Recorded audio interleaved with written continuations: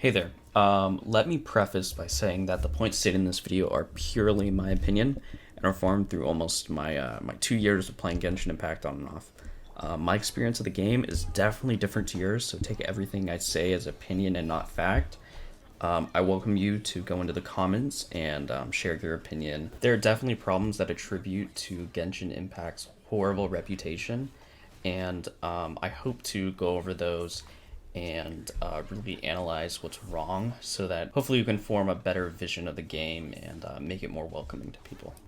Genshin Impact, while definitely the most entertaining game I've played in the last few years, holds such a horrible reputation, not just because of the game, but because of the community it's associated with.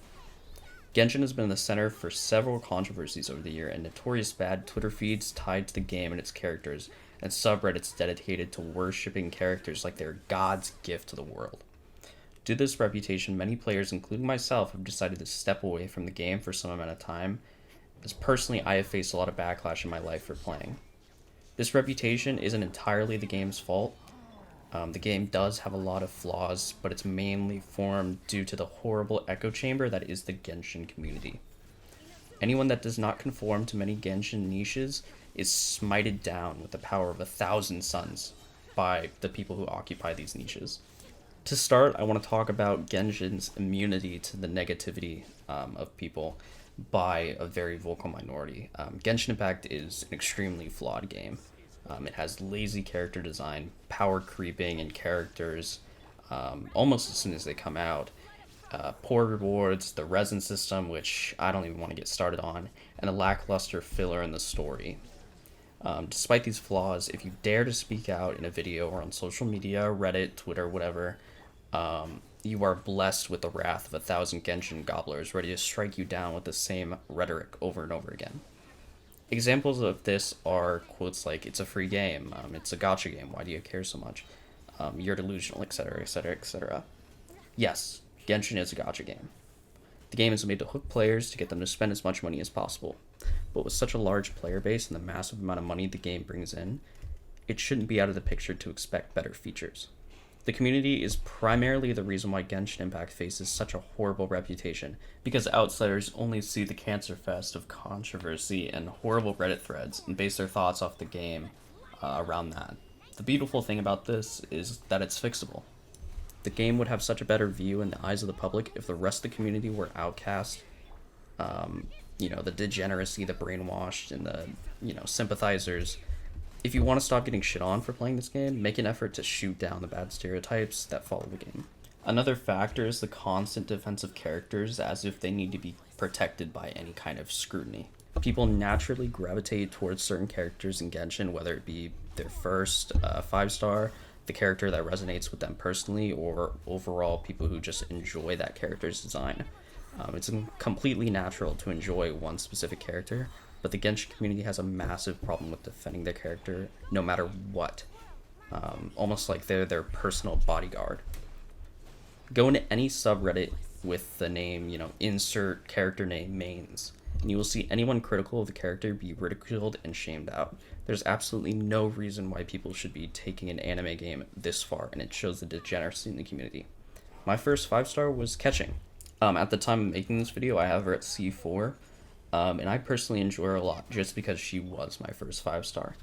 Whenever I face any kind of backlash because I enjoy her, I honestly could care less. It's a character that I personally enjoy, and I do know that she is not the best, especially before Dendro came out, which is primarily when I was playing.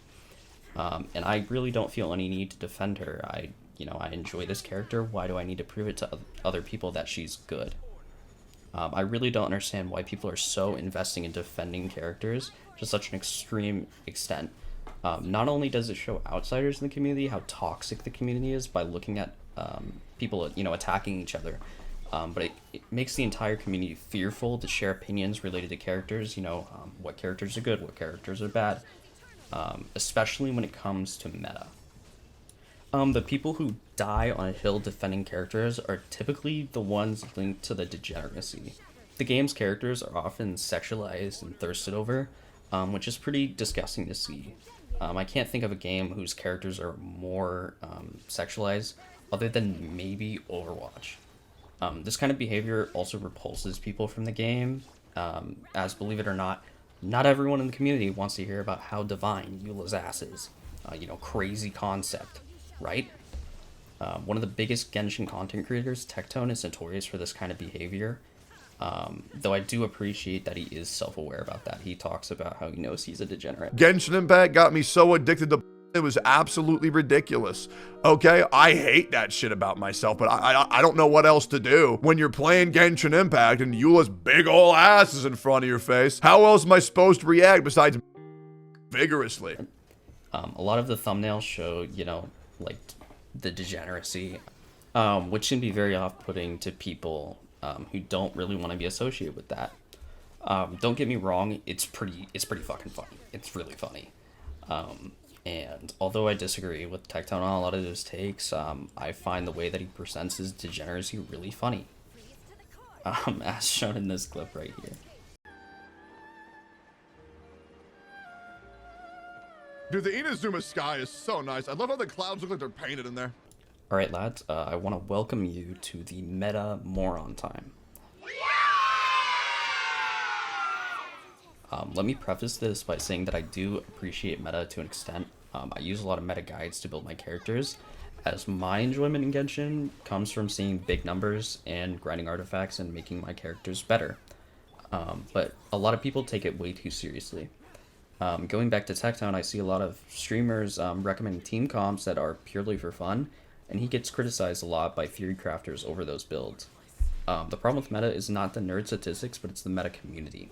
The meta community has a really big problem with people who don't follow meta. Like for instance, if you pulled Eula instead of Raiden, you're a dumbass. If you built Chi-Chi as a healer, you're brain dead. I don't understand why meta players care so much about other people's playstyles. At the end of the day, the game is piss easy. You rotate to a few characters, push E, then push Q on your main DPS, and you win. Boom, big number, you win. Congratulations. At the end of the day, it doesn't really matter if you finish that boss fight 30 seconds faster than the other guy. Let people who simply want to play the game for the story and the exploration or character development play for those reasons, and avoid forcing meta on players. Genshin is a breeding ground for massive controversy, a lot of which is linked to meta. An example is the Genshin Tuner versus Tectone drama, players constantly attacking VAs, seen in Chinese players attacking the Kokomi's VA. The whole Yunjin singing instance, and recently the Tectone versus Flip Zhongli debate that turned into Tectone versus Seoul, along with the endless list of small controversies. The Genshin community loves this fighting. They love the controversy and the infighting over some of the dumbest shit I've ever seen in my life. To put it in perspective, let's go over some controversies that I talked about. So the Genshin Tuner Tectone drama. Basically, Genshin Tuner made several videos calling Zhongli, pretty bad, and they were calling for him to get a buff, as he was pretty weak at the time. Tectone got pretty angry, demanded to call on their stream and debated about Zhongli's power. Tectone still believes at this day that C0 Zhongli on release was very good, and he just wasn't. Genshin Tuner faced a lot of harassment due to this, and it led to them actually quitting content creation over this drama. So, talking about the Chinese players attacking Kokomi's Chinese voice actor, it's pretty upsetting to look at. The players in China's community thought that Kokomi on release was one of the worst 5 stars in the game. Some players went to Kokomi's VA, apology for my very horrible pronunciation, but Guinang's stream to express their disappointment and anger, and she actually ended up restricting her stream due to the hate, because of just the flood of people coming in who kept basically shitting on Kokomi on her stream, which, to clarify, the voice actor has no control over what the character does or how good she is. The voice actor's job is to voice act the character for story reasons or for lines, whatever it may be. They have absolutely no control over how good the character is. Yunjin's singing is an absolute nightmare to unfold.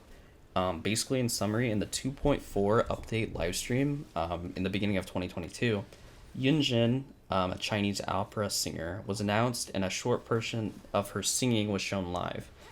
Here it is for context. 云婵娟来，花婵娟，风流尽在山水。 Some live streamers laughed or kind of disliked her singing, one of which who got flamed a lot was Tectone again. And he actually compared her singing to a fire truck. That upset a lot of players, especially on Twitter and Reddit, etc. in the English community, who basically attempted to cancel and insult anyone who disliked her singing or made any kind of negative comment, as her singing was traditional Chinese opera. And they claimed that it was inappropriate or even racist to laugh or dislike her singing. I want to point out, in personal opinion, in the live stream, I didn't enjoy her singing very much. It really wasn't, I wasn't a big fan, but actually in her story quest, I believe, the end cutscene, I'll show it. I actually really enjoyed that singing. I put it in my Spotify playlist for a little bit. It was really good.